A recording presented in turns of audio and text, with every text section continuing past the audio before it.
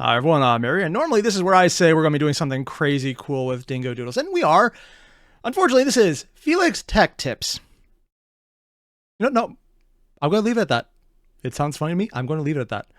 This is going to be making Nat 1s more chaotic and the most powerful ability in D&D. I'm not exactly thrilled about this because I know all of the DMs I play with watch this. They will take suggestions from this. Felix is evil in the plot twists he throw, and all of the DMs I play with will take notes. More importantly, I'm just going to forget all of that because it makes life a lot easier. You guys know what to do. There's a link below to the original videos. Hit them up. And if you like this, subscribe and tell me if I miss anything. Like these videos coming out because I didn't see them except for a few of them. If you do tell me about things that come out, thanks in advance. Let's get started. Now that I've taught DMs countless ways of fucking over their players in combat, it's time to give the players a chance to do the same. I'm going to reveal to you. And suddenly this video just became way more therapeutic. I mean, the next video is going to destroy that, but I'm going to take advantage of this right now. The single most powerful ability in D&D. Throwing things at the DM in person? It's not the wish spell or stuff like the peasant railgun. Puh. I've heard about that one. It's absolute BS, and honestly, my DMs would allow it because they find it's funny. They would also then use it against us because they also think it's funny. Nah. The single best ability in D&D, available to all classes and races, is the Rule of Cool, aka adding that bit of flair to your character's combat. You know what? Wait, did that just go from... Wait, what did he just go from saying a rock to what? AKA adding that bit of flair to your character's... Oh, I get a rock and a sword instead of stilts, a light bulb for the flame, and flower pole. Oh yeah, it does make some more sense here. Combat. There are few DMs out there who would say no to a well-played and hype badass moment of your character taking out an enemy. Enemies shrugging off your damage? Take... I'm sorry, these look like real statues.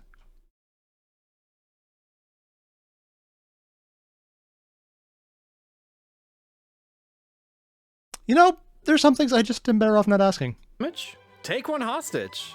Fighting a flying creature? Pile drive it. Even better, if you use all your style points, you might even get a point of inspiration out of it, depending on how done the DM is with your shenanigans. But you can't just go wild without justification. Your story of the attack needs to make some sense. Beholder's butt, weak point. Oh my god. Do beholders even have a functioning digestive tract? I mean, I know they're mostly magic, but that, you know, there's probably actually an answer out there somewhere. What I'm getting at is, think a bit outside the box, rather than just attacking with your whapping stick. Maybe try an emotional solution. Maybe talking to them about their feelings and exploiting them. Distract... You're missing... Goblins, hot or not?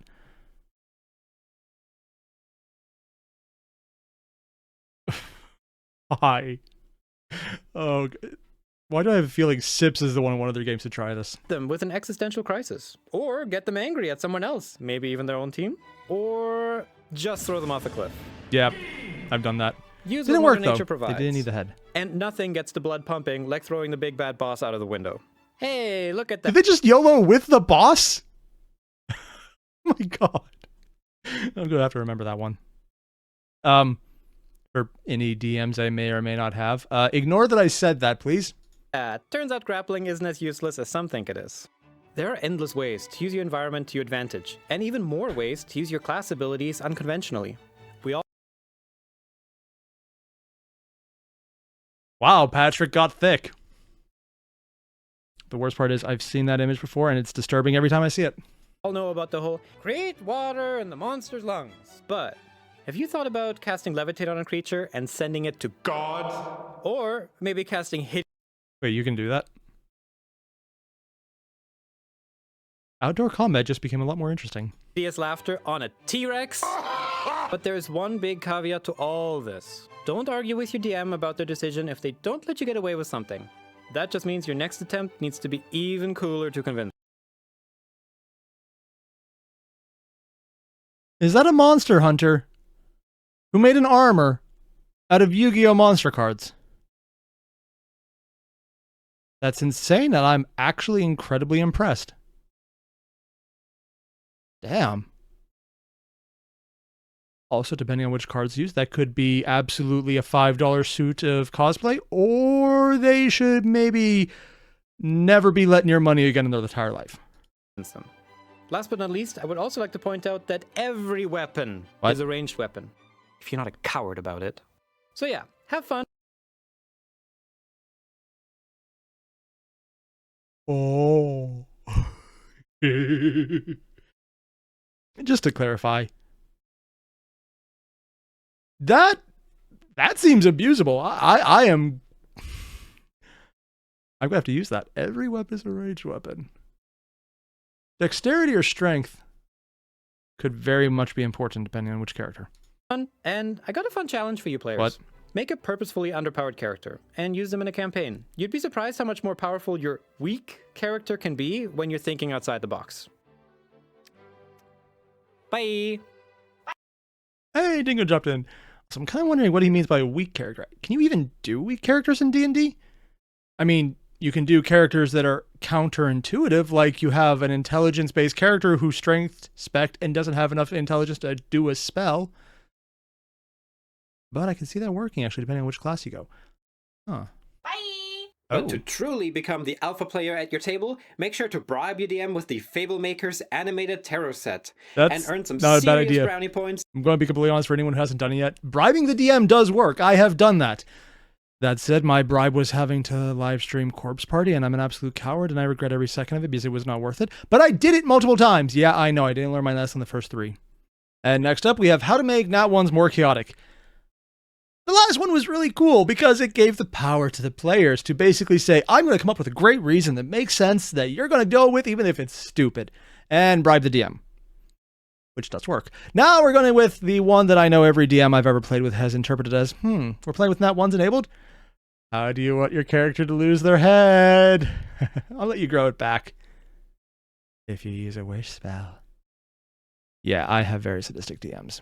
Not all of them, but I'm thinking of some specific people.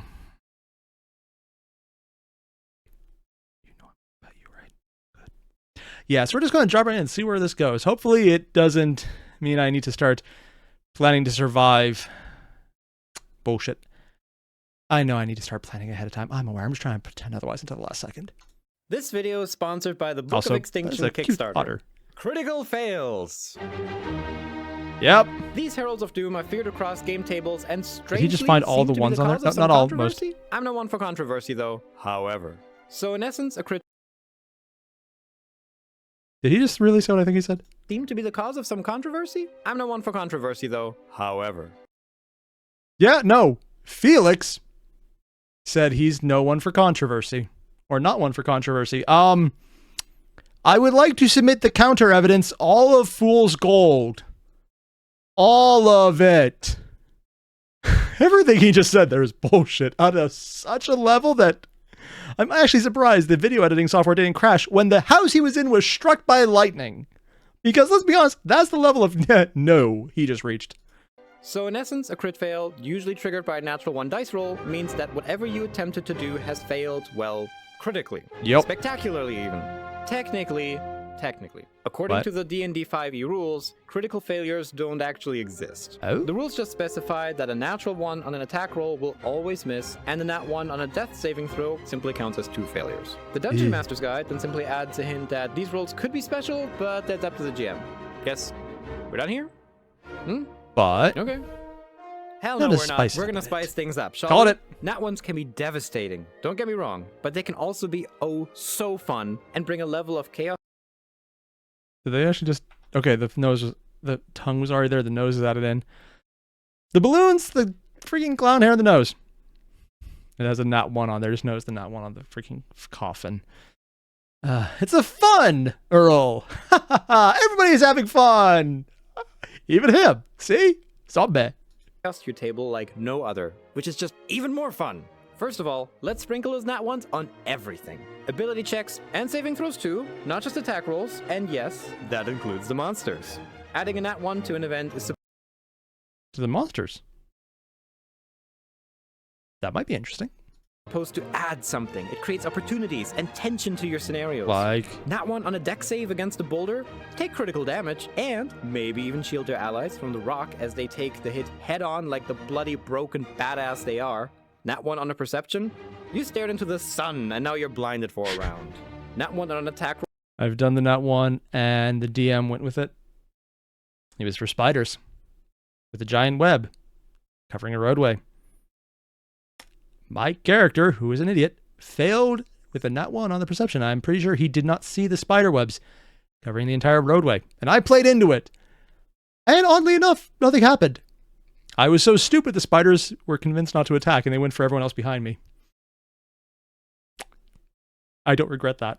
Roll with your sword, you drop it, and now the goblin has 2 swords. What? Nat 1 on initiative. Oh your my character wasn't paying attention as they debate if monkeys could rollerblade or not. The jury's out on that one. Can they? But the important thing is to be I want a video of creative that. and make these failures spectacular wherever you can. Now, with the basics out of the way, let's get to the fun part. Oh no. Which I dubbed double crits and ultra fails. Oh no. Does he have... Oh no, he actually does have multiple levels of oh you fucked. Whenever someone rolls a nat 1 in my games, I ask him to confirm it by rolling again. Get another nat 1? Ooh, that's gonna be at least a critical wound with that double crit. Get a third nat 1? That's an instant death. Or at the very least, a permanent injury or lost limb with that sweet ultra fail. All this creates so many stories and fun at your table. It's okay to fail, because when you manage to overcome that failure, you feel more accomplished than you ever have. Whichever approach you... I was going to say something about how that's not exactly accurate, but then I was thinking, you know what? No. I suck at games like Dark Souls and Elden Ring, and yet finally beating the boss is one of the greatest things ever. When you can beat the boss, as opposed to my lack of skill at the game, and I just had to give up because I literally don't have the time to get used to the skill set to actually beat it. Yeah, the side effect of playing MechWarrior 5 and Airbrain Schemes Battletech constantly and never actually getting better at Dark Souls or Elden Ring. Yeah, no, that's my excuse. I'm sticking to it mostly because it really has eaten up all my time. It's a problem. I'm not going to fix it. You choose for your nat 1s and critical failures in your game, just make sure to let your players know beforehand. A surprise triple nat 1 ain't that fun when you're not aware of it being death. Oh. So, have fun and fail. Fail a lot and see what amazing... Wait, does that mean if you fail a perception check 3 times, he would actually kill your character? This is definitely something that if you're just falling over dead, that would be annoying. If the DM is playing into it and gives a really damn good narrative reason, I could see my character dying and be like, you know what? That was fun. I'll take it. This is very much something I think, not even just telling the players in advance, and this is just for my end as a player.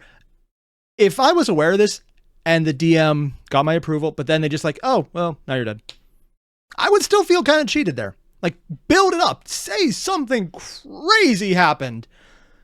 Because if you're just going to die flat out to a dumb perception check, like, hey, is this actually pudding? I know what I said. Fill in the blanks. I don't want to, personally. Because I know we're all coming to the same thing here on this one. It's kind of disturbing. Yeah, no. If that's what kills you for 3 nat fails, yeah, okay, that makes sense. Not going to say why. stories come out of it. This video is sponsored by the Book of Extinction Kickstarter. The Book of Extinction is a D&D 5e supplement that reveals the untold stories of extinct animals and how cool they are. Oh! Expertly fact-checked by the Center for Biological Diversity. Is the chicken or the egg joke? That's what it was. Ugh. This bestiary offers a captivating blend of education that? and fantasy unlike any book. Why are there blenders everywhere? You can get big ol' smarts while rolling dice. You ever wanted to pet a ghost tiger or Siberian unicorn? What? I'm also pretty sure there are animals like this in the Paleozoic era in real life. Neat. Not suggested. Or perhaps fight against the almighty dodo. Look at that guy. Oh my god, I want to get it just for the dodo. It's so stupid. Look at that derp. It is so derp. I love this. Ring his neck. Then this is the book for you. As they've not Damn it, only I made like D&D bestiaries. stat blocks for Flying all of them, Fox. but also made reimagined versions like Ocean Master. It's literally a ice penguin. Huh. an actual ghost tiger. Spooky. Looks like a so Tasmanian please go devil. support their Kickstarter while it's hot and fresh. Link I might down actually below. go do that, actually. Dingo's a butt. Okay, so gotta say, right off the bat, very important question. Can monkeys rollerblade? Like, no, not even joking. Is that a thing? Can I find that on YouTube? You know, I literally probably could have just Googled that. Why didn't I? Oh yeah, because it literally just slipped my mind and I'm an idiot. Yeah. On the other hand, I'll probably go look that up after this. And wait, my wife's out of town visiting family. I can do that without looking like as much of an idiot as usual to her. Dear, if you're watching this, please ignore everything I just said. Yeah, maintaining an illusion of dignity. Nice. But also, I like the idea of crit fails, but also, automatic death, sure, if he makes it, good. The second fail, a wound that you have to get over, might be interesting, as long as, again, the story builds up to it. It's not like, hey, and your arm popped off. That would just be lame. But again, it just really comes down to the skill of your DM. I guess that is the hallmark of all this. The DM has to be good enough to make you accept it. And you have to have a table that's willing to accept it as well. So I guess there is a lot of give and take.